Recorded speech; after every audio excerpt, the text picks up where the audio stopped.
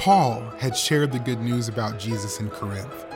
Many people believed the gospel and they began meeting together as a church. After Paul left, he heard that the believers in Corinth were turning away from the gospel. Other people had come and taught them things that weren't true.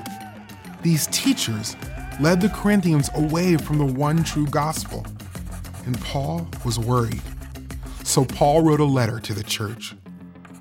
"Listen," Paul wrote, "I care about you. I want you to be faithful to Jesus and remember the gospel."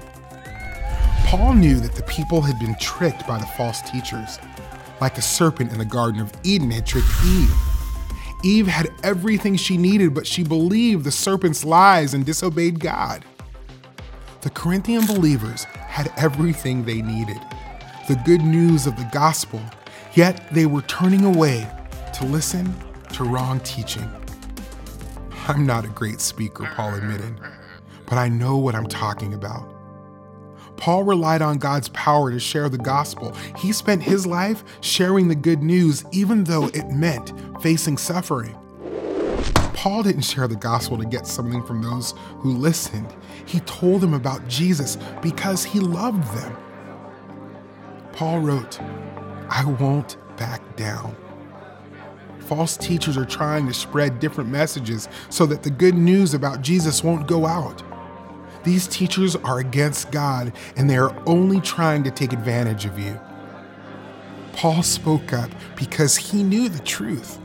If anyone deserves to be listened to, it's me. I've worked hard, been thrown in jail and beaten, and nearly died to share the gospel.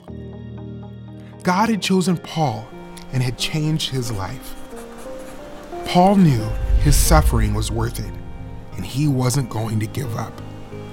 I do all of this because God, the Father of the Lord Jesus, deserves to be praised.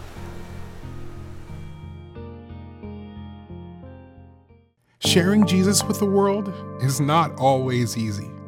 There will always be some who try to stop the good news from spreading. God calls believers to follow and obey Jesus no matter what.